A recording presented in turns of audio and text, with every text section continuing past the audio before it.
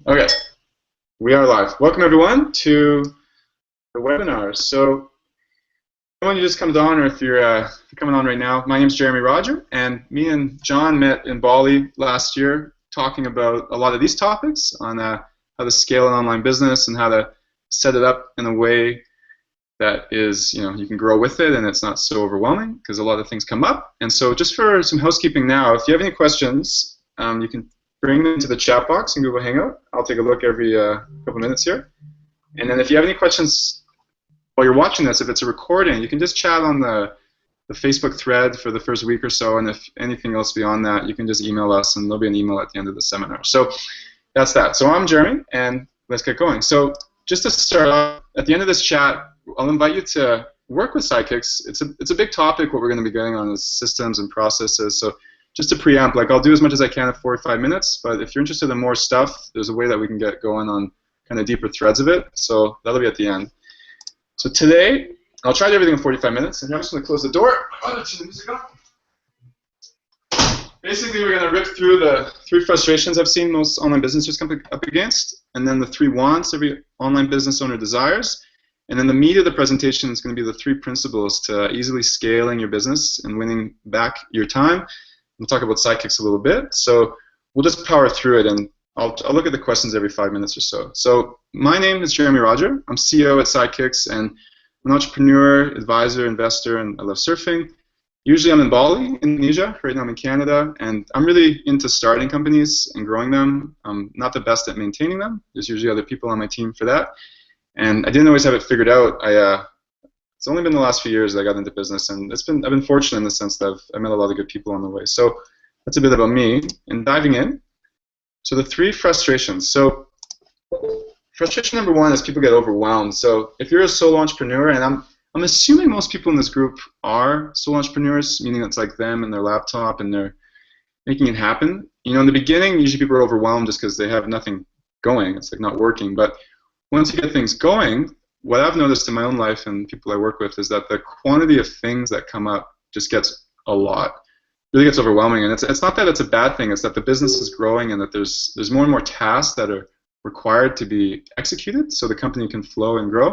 However, many people find it challenging because there's so many hats you need to wear, right? There's finance hats, marketing hats, sales, like product delivery, yada, yada, yada. So the big frustration I've seen in a lot of people while they're moving from like the dream stage into starting like a startup or a scaling up a business is they get overwhelmed, and it's just a time thing. It's like all the stuff that comes up, day to day, all of that. So that's a big one, and a lot of people I've seen, they not that they crack, but it's like they start to get a bit frustrated because it's like, this isn't really what I signed up for. So frustration number 2 is not being able to stay focused. So as your company's growing, right, there's more and more things going on, and if you have lived like I've lived, it becomes almost a fire killing, right? It's like all day you're reacting to things coming up, like people and problems and this and that, and super distracting. And it's not really like it was in the beginning where you could focus all your time on like building the company. It's more like, holy shit, this whole thing is happening, and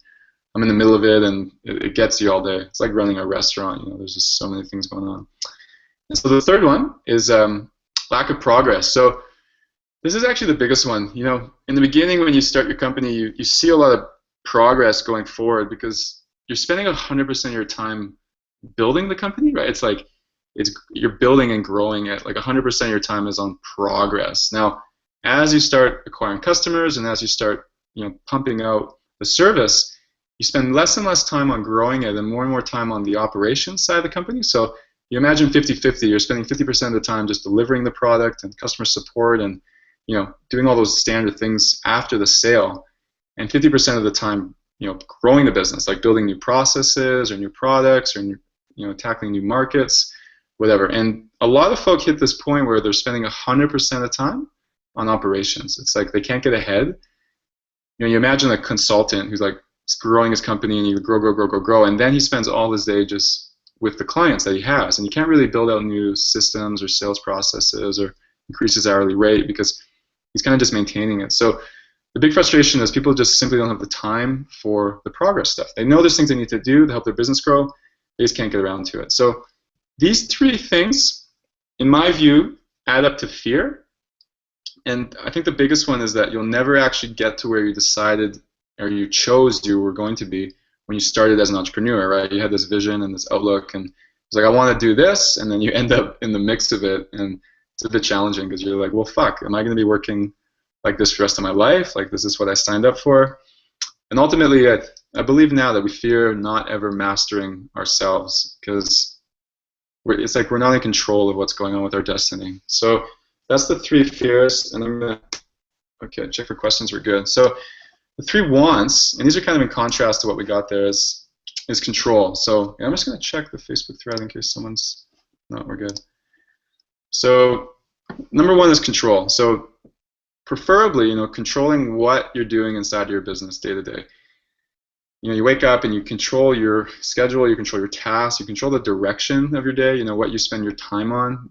You're doing those things that are rejuvenating for yourself, not the things that are draining, right? You're navigating the ship, and controlling your company is just it's a mirror of the same control you have in your life. And so I think ultimately it's one of the biggest takeaways that people prefer, right? What they're working for and going for. So number 2 is getting things off their plate. So getting the task off your plate that you're paying yourself $2 an hour to complete, right? Like you just know there's things that are like so minutia that you have to do every day. Well, not have to, but you're doing them because you have systems in place. And so getting the boring and mundane stuff off your plate and getting everything off the plate so you can focus on the fun stuff, right? Like the things that you really enjoy doing and the reason you got into the business in the first place. And for a lot of people it depends. Everyone's different, but I think for a lot of solo entrepreneurs, it's creating new products and marketing, and like the new action stuff, right? Rather than the mundane customer support and shipping and delivery. And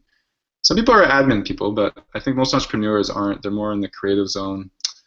And so number 1 is measurable progress. So being able to see growth every day, and it doesn't necessarily have to be revenue, but you're moving forward, right? Because your systems are getting better, your revenue's growing, different periods, different processes are being in place. It just gets smoother and smoother. So these 3 wants add up to desire, and ultimately the sole entrepreneur wants a business that is growing and creating the life that they desire. So they want the freedom they signed up for, which is very achievable, right? It's just about setting it up in the way that works. And so the meat of this presentation, that was the first 10 minutes, are going to be the 3 principles that produce the wants, right? Like it produces the outcome of those desires. And the principles aren't anything new, and I think in this context, me and John were just talking about some of the books that we really love, and I'll mention them in a bit here, but being able to take those principles, which have been around for a long time, and then apply them into a very contemporary setting, such as online business or Shopify or whatever you're using, because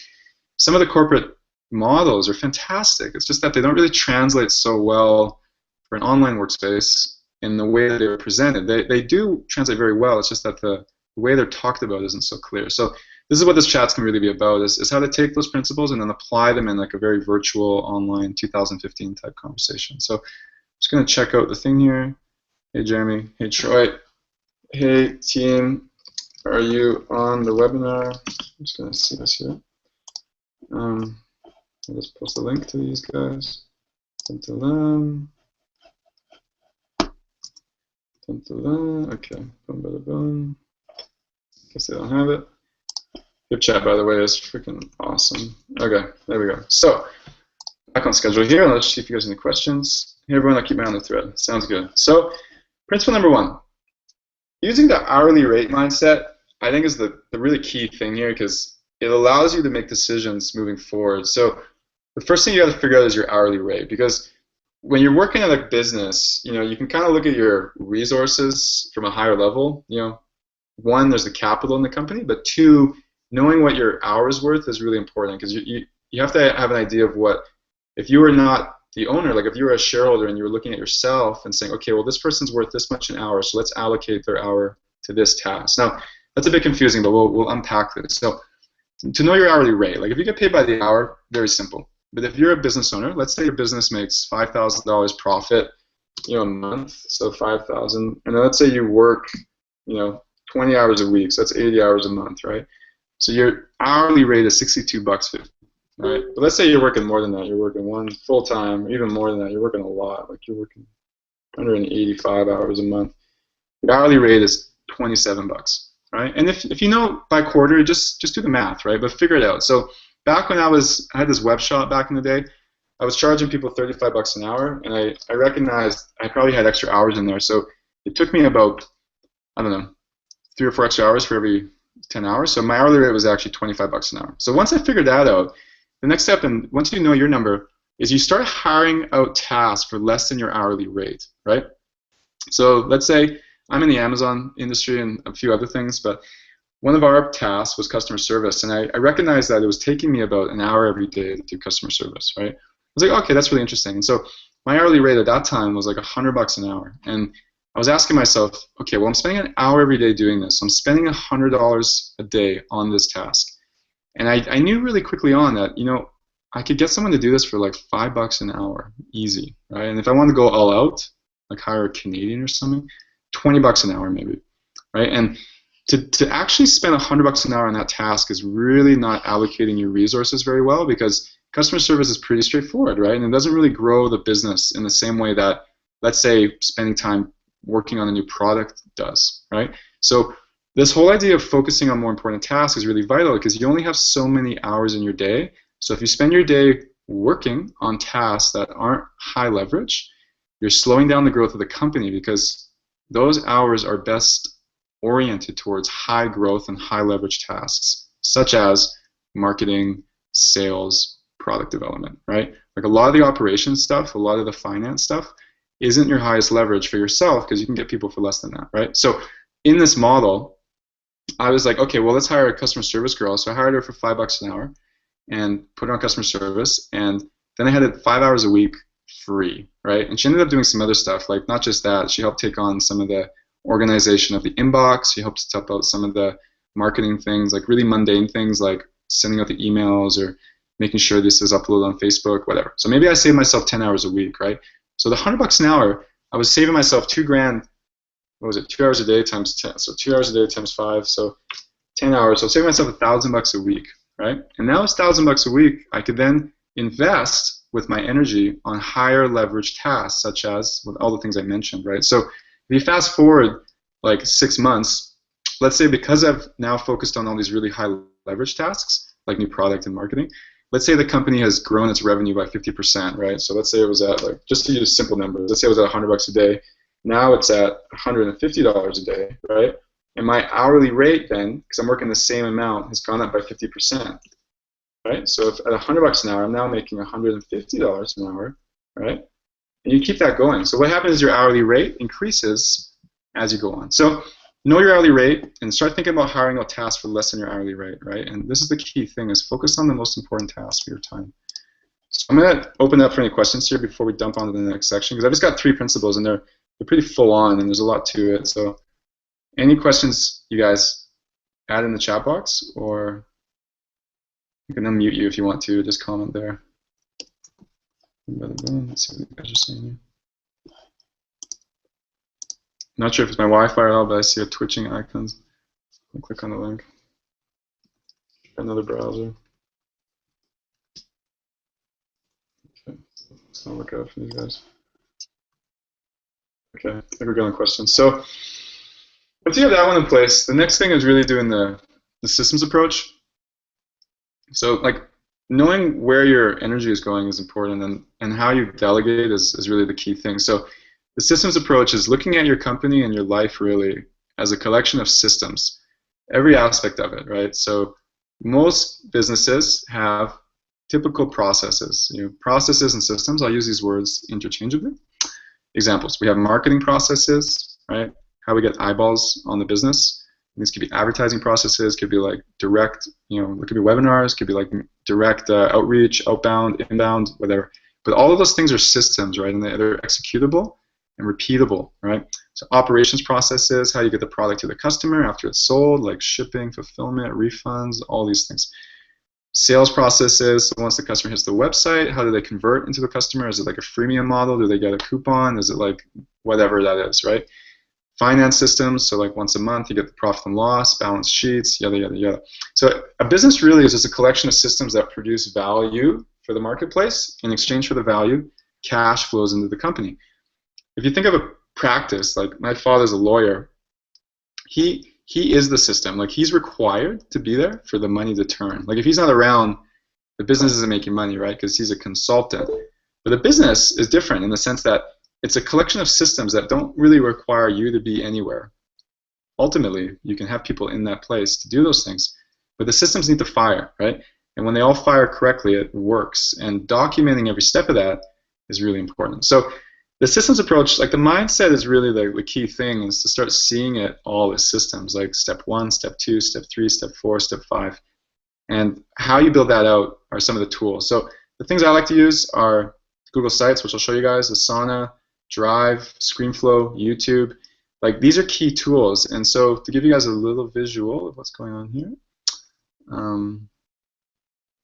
boom. So if you've ever worked in like a restaurant or something, usually have these books, like these manuals, you know, like you open it up and it's like, welcome to the restaurant, and they've got steps on how to do things, like what the cleaning schedule is like, what this is like.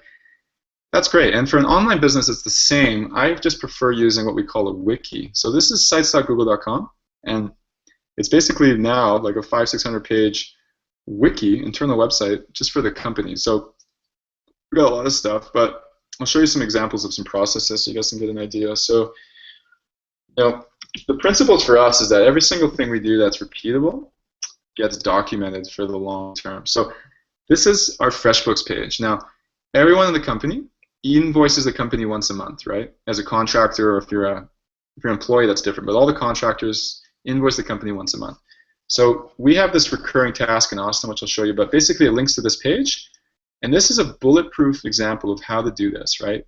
Step 1, sign up for FreshBooks. Here's a beautiful image that is just so self-explanatory, it's ridiculous. Step 2, fill out this information, right? Arrow, boom. Step 3, click here. Step 4, new client. Step 5, boom, boom, boom, boom, boom, boom. And at the end of this, they send the email to our finance team, and then the finance team knows what to do with it, because they've also got a process for that exact same thing, right? So this is one page on how to do something. And when we built this originally, you know, it was like a new thing. But now we have it. Everyone in the team looks at it all the time if they need to know how to do it. It doesn't require any questions from my part or from the management team. It's like we just send the link and they can do it, right? If they can't do it and they have a problem, I don't help them. I'm like, where are you stuck? And they'll let me know where they're stuck, and then I'll go through the page and fix it so that it's improved, right? Like, we reiterate, and then we give it back to them, and they should be able to complete it. And if not, it's like, okay, well, where are you stuck now? And then we'll fix it, and we'll keep doing this until it's bulletproof, right? And once it's bulletproof, you can imagine it. It's like a brick. Like, you're building a house, you have one brick at a time, and you have this amazing brick that works flawlessly forever, right? So every new hire, every person, we don't need to train them. They just need to read this page when they get to that point. And so the ultimate system, and the one I'm going to recommend you guys build off the bat, is your onboarding page or your training page. Because basically, this is all new hires end up on this page, and we don't even have to talk to them. So here's the page, and everything's in there, and they go through it. Maybe it takes them 4 days, whatever. It's all included, like all of it. So what I have here is, like, we trained this one girl, Lua. And when I trained her, I was like, okay, well, let's just record it so that we have this for the long term, right? So I recorded it. It's like an hour long. So every new hire that comes on can see this video and learn, right? We've also got heaps of stuff here. Like, here's the new contractor checklist. So these are all the things you have to do, and these all link to pages, and every page. Like, here's the FreshBooks page. Here's the daily Scrum page. Here's Asana. Here's how to do your plan for the week. Here's how to get access to Dropbox. Here's how to use Evernote. Here's how to, you go boom, boom, boom, boom, boom. So it's all in there, right? And they just go through it and knock it all off. And there's more. Like, at the bottom here, there's Asana training. There's, you know, different departments. They can join different departments and get the training from there. So it's really, like, it just took a while to build, but it's one of those things that when you build it, it just keeps on giving back, right? Because now we hire people all the time, and there's not a lot of need on my end to support them, because it's all in there, and they can just follow the steps. So you can imagine a wiki, and the way we do it is break it into different departments, but you imagine a wiki that's got like hundreds of pages, and they're all self-explanatory, right? How to use Google Sites Wiki. So we've got a page even on that, right? So here's a video, I'm talking about how to use it. Here's the rules of the wiki, here's how to copy paste, here's how to do, it's all in there. Like, it's just all in there, right? So these are systems. Now, a lot of the operation stuff kind of makes sense, but like for marketing, it's the same thing. It's like, okay, well, this is how we acquire new customers. Like we use this step by this step by this step, and then once that's set up, you don't have to do it anymore. You can hand it off to someone else, right? So some of the things I've done in the past, I do it, and then I build the system. It's like, this is how this works, right? For example, reordering inventory. The first time I did it, I had to figure it out. This is how it works, step by step by step. And then the next time I did it, I filmed it, I made a video, and I was like, hey, this is me reordering inventory. Boom, bada boom, bada boom, boom, bada boom, bada boom. And when I was done, I uploaded it to on the wiki, somewhere on here. I gave it to my virtual assistant, and I said, hey, watch this video, and then I want you to document it, like create nice images below, while you're going through it, just like the FreshBooks example. And then when you're done that, I want you to take that task over forever, right? And then we have a system for that, et cetera, et cetera, et cetera. So in the system stuff, this is really key. Like Google Sites is really, really, really key because it gives you a reliable and consistent manual that everyone in your company can use to execute tasks. Because not everyone can read your mind, right? Like, it's best if they know how you like to do it, and once they have that, then they can do it, and you never have to do it again, right? That's the idea. Is to do the work once. And let me just check for questions here if we got anything going on. Boom, bada boom. Boom, bada boom. I think we're good. Okay, boom, bada boom. Okay, please help. Okay, I can't get in, please help. What's the error message you're getting?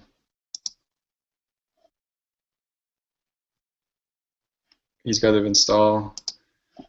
You got to install. Anyway, I'll record it. It's all good. So, moving on. Some of the other tools we use, and like honestly, this is really about leverage, right? So Google Sites provides leverage because I could spend an hour and a half training someone or just give them the sites.google. You got that in there, yeah. I don't have training someone, or I could just give them the process on how to do it, and then it's all done. Now, Asana. So I'll show you a new Asana here. Actually, here, this is for Sidekicks. So we use Asana a lot, and we use it for a few things, strategy as well as tasks. The key thing here is to just leverage a task management tool that really works well for you, right? So let me look up Reese here. Is that, you do the work once. Now, Reese is our finance gal, and basically what I give her is these recurring tasks, right? So these are all recurring tasks. So, bi-weekly pay Sidekicks, update the KPI sheet every day, do this, clean up Groove. It's like, go follow these steps. This is stuff she's got to do every day, right? And the cool thing is, once it's done, she just clicks done, and then it pops up again for the next day. And so I created these tasks, or she did, and we do that one time, right? Like, it's like I did it one time, and now it runs every day forever, and it's her responsibility to complete the task, right? And the manager, all they have to do is just look at the Asana. It's like, did you get your task done for the day, right? Like, if you look at Reese here, and let's see, Royce's tasks. These are the new tasks that came up. This is what she's got going on, like on today when she logs in. Fantastic, right? It's just, for me, I look at it and like in 1 second, I'm like, all right, she's on track. And this goes with the whole team, right? So knowing that, man, just saves you so much time. So the other way we use Asana for strategy, right? It's like, here's what we're doing, some of the stuff we're working on. These are the top 5 goals, top 5 sales goals, boom, bada, boom. Everyone on the team's got plans, like retargeting, Brad. This is the stuff they're all working on. So to delegate, it comes down to creating strategy all the way down, right? It's like, what's the annual goals? What's the quarterly goals? We have these personal strategic plans, which we use per month, right? So everyone on the team has like a few goals per month. And these are interns, so they don't really have so much going on. But I go look at Ralph here. Let's see what Ralph is doing. Ralph's one of our operation leads, and if we go to, take a look here, operation strategy. So here's the goals for the quarter, right? Boom, bada, boom. All these top things we got to do. And Ralph has got a few things. So top 5 strategic goals. He made it all look nice. Here's number 1. That's what he's working on. Number 2, what he's working on. Number 3, what he's working on, right? So, and this guy Ralph is just so full on, right? Boom. So, from the top level down, it's like giving tasks in a way that makes sense. Now, a lot of this stuff, right? It's like, he's got links to the Google Sites area, right? It's because he wants to know how to do it, and we've got processes there. But once things are built, like for example, we build things all the time. Like right now he's building the FAQ section in the client lab. Once that's done, that's done. That's like a system in the wiki that is going to be there forever, right? It's like a new brick that we're adding on to the top of it.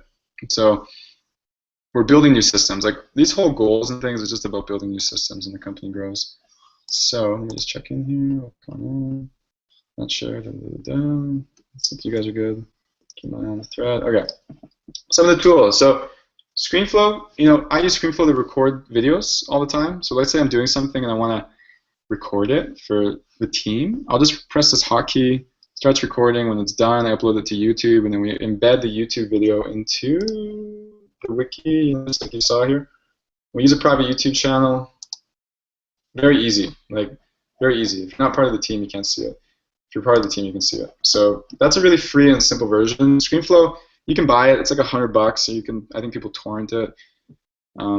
Good tool. Asana, I love Asana. People use Trello, whatever. It doesn't really matter. Just choose one that's wicked, that's like one of the top tools, and then get really good at it.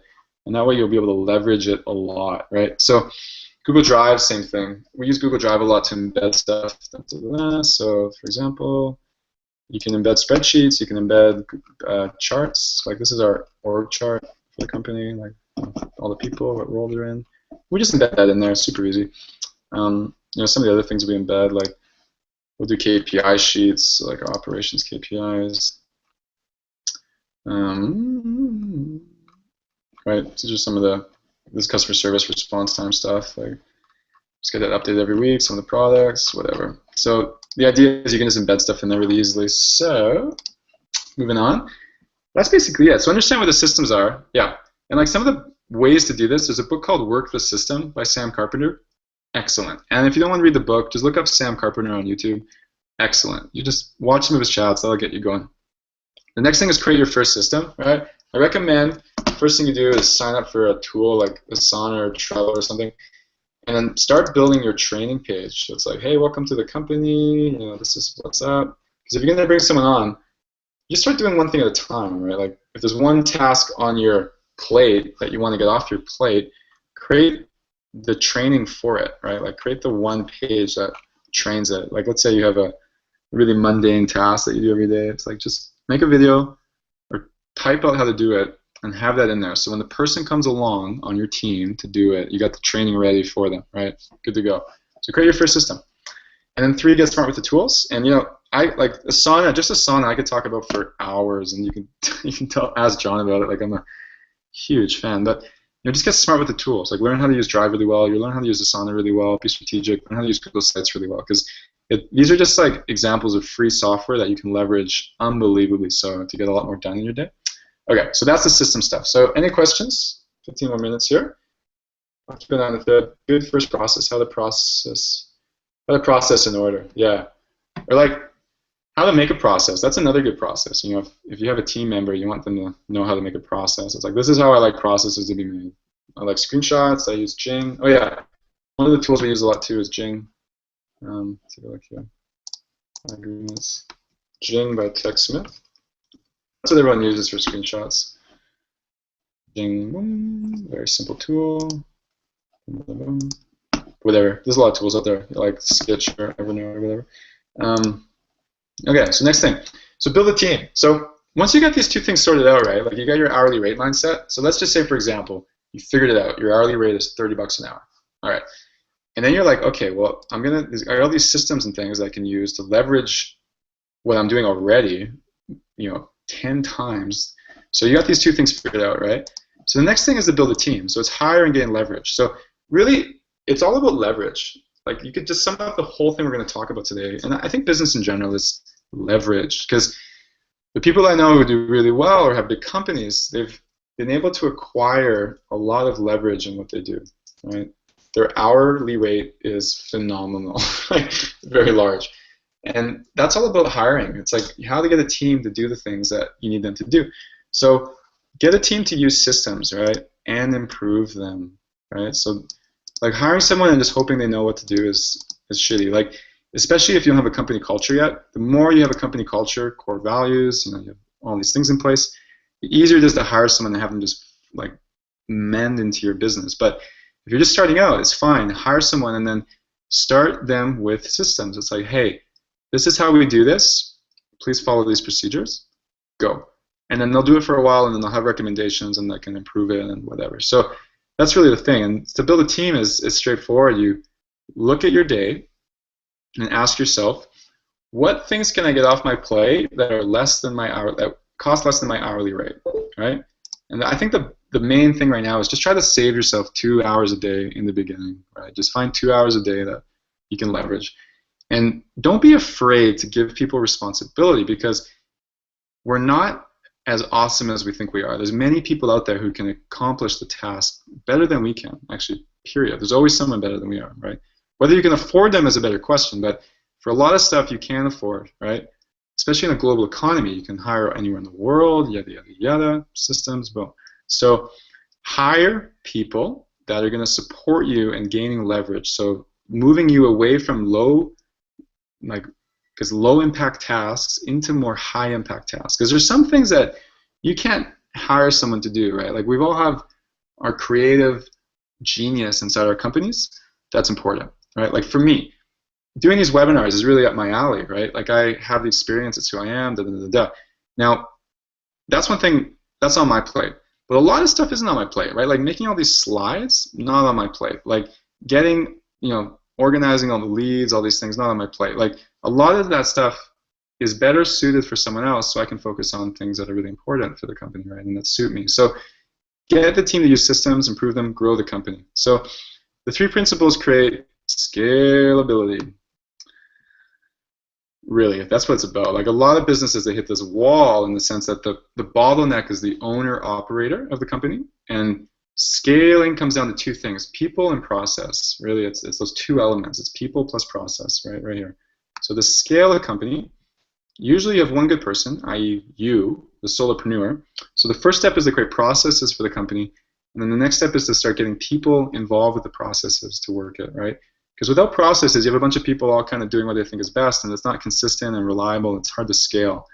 And if you have processes without the people, there's not enough hands on deck to execute the systems to get it moving forward, right? So you bring them both together. You build some processes, you get some people. You build some processes, you get some people. Eventually, you get people, and they build the processes for you, right? Boom, boom, boom. So all the best business people I've met, especially the big guys, they have big companies, and they invest heavily in people and process, because typically they've already got the product, right? Like the product is set. And you look at some products like Dropbox, it's been the same for a long time, but what's been working better and better is the better people on the team to market, do sales, organize, yada, yada, and better processes. So they've built out the infrastructure so it can scale. So anyone can do that. It's a small business or a large business. So if you're serious about scaling your company, it's imperative to figure this stuff out. Otherwise, you end up kind of just doing the same thing all the time. You're like kind of trucking along, right? Trucking along.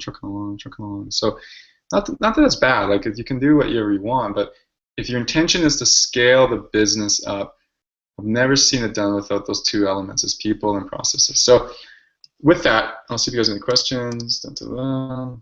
Recording it. Yeah. Okay. I use Asana is far better. Trello is a little more simple to learn. Okay. Boom.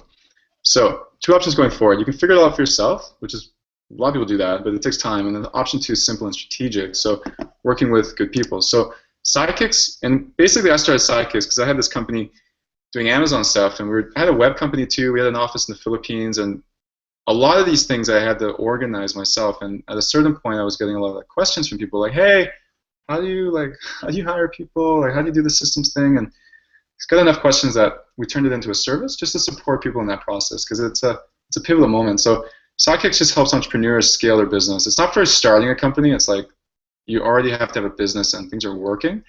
It supports them with the business training from point A to point B, and then train virtual assistants to be there and support them in that process and get it. So because we're a growing company, like we're doing beta groups. So we've been doing an Amazon beta group, which has been going really well. And the next one we want to work on is a Shopify beta group. So it's early stage with Shopify. Like the VAs are there and they're super smart, but a lot of the Shopify processes aren't totally put in place. But that's why we're doing the beta group, to work with Shopify customers one-on-one, get them a handpicked VA, get them in the training stuff, access to the Facebook group, and then work with me one-on-one on building the systems and scaling your business. And through that, you're gonna help me understand a lot about Shopify businesses, and likewise, I'll help you understand a lot about how to apply these things in a way that works for you. So the way Sidekicks works is pretty straightforward. You get a VA, 10 hours a week for $229, or you can double that for $449, depending on how much help you need. And then with the VA, you get all the stuff. We have a big training area, community. We'll work on one-on-one with, and maybe not Skype, Slack is, or we can chat on Skype too, but I love Slack. Slack, Skype, bonus, email, da-da-da-da. So because it's a beta group, we'll probably do 10 people like this, and then through that process, we'll understand a lot more about Shopify sites, and yeah, just work one-on-one. Like I'm pretty open door to figuring things out for everyone, and it's the same principles. Like a Shopify business and a WordPress business and an Amazon business are fundamentally the same. It's just some of the processes and tools are a bit different, and that's what I'm really curious to work on you guys with. So to get involved, just let me know on Facebook. But we can actually we'll probably take 10 over the next month, but we'll probably start with 5. So if you're selling these $150 a day, more like $200 a day, you can apply. You can apply on the website and just put Shopify beta group in there, and we can work on it. And so the whole process would be like just checking in, figuring out where you guys are at with your systems and stuff, where you're at with your processes, and then taking the next steps. So depending on what tools you use, and of course there's ways I think are good to use, but I'm very open to different ways in doing it. But as long as the tenets and the principles are the same, that you're building scalable infrastructure every step of the way that is executable by other people rather than yourself, right? That's what it's about, and doing it in a way that is just fun and easy rather than challenging every step of the way. So if you want to apply, I'd love to apply, and I'll follow up with you I'll call you or get you on Skype or whatever.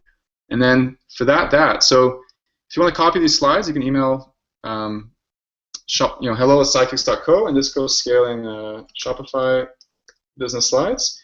And we'll do a Q&A right now if you guys want to chat. So I'll open that up. And if you have any questions, like if you guys are on the recording of this, the best is hello@sidekicks.co, or you can get me on Facebook. I'm around. I'm super curious on where you guys are at and what your challenges are. So we got another 7 minutes. We can probably go longer. So any questions you guys have, I'll open it up and let's chat. I love questions, so please ask. So let me just unmute you guys here.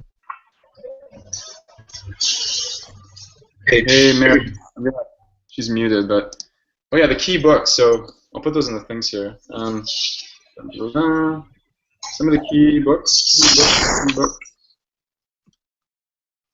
books are Traction by Gino Wickman.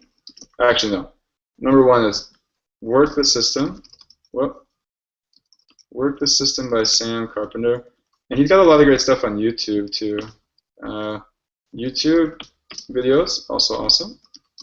Probably faster than reading the book. Traction by Gino Wickman, and then Scaling Up by Berna Harnish. He's from the Gazelles group. Those are the best tools. Now, obviously, they're not really hip with the online stuff, but those are for principles, that's great. For actually how to set it up in Asana and stuff, I don't know. You find any books on that kind of stuff, John? I like that. On working with Asana? Like how to apply those principles in Asana or Trello or like the. I mean, we could set up another call for that, because there is something.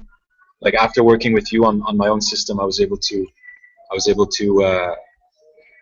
work in the Scrum and some of these principles based on what I saw in your Asana boards. So yeah, Scrum. But there's no documentation of it. But the combination of the Traction book and the Scrum principles were key to me grasping and being able to execute on your ideas. Yeah, so that's the other book, is Scrum. I don't know what the answer to that is though. Yeah, we're doing the Scrum now in 1 month periods. We're doing it 2 weeks before. It's pretty full on, but here's the one here. How to do. Yeah, I think that's really it. Scrum. What's this one? What's this? Yeah, half the time. I agree with you. The 2 week sprints can be really heavy on the business owner. And I think with e-commerce, the 30-day or the 1 month sprints are ideal. Yeah, it's like rocket fuel, right? You gotta keep up. It works, but you're right. It's heavy. Okay, let's see if anyone else is on this thread here. Okay, cool. Well, if you have any questions, let me know. Otherwise, I'll just kind of close it out. I don't know if Mary's still around. But I'll put the recording up on the group there. And last time we did it, we had a lot of people who watched the recording, so that was cool. Yeah, I think maybe we can try another time next time. But I think this was awesome. Thanks, Jeremy. Yeah, thanks a lot, John. All right, everyone. Thank you so much, and catch y'all later. Okay. Ciao.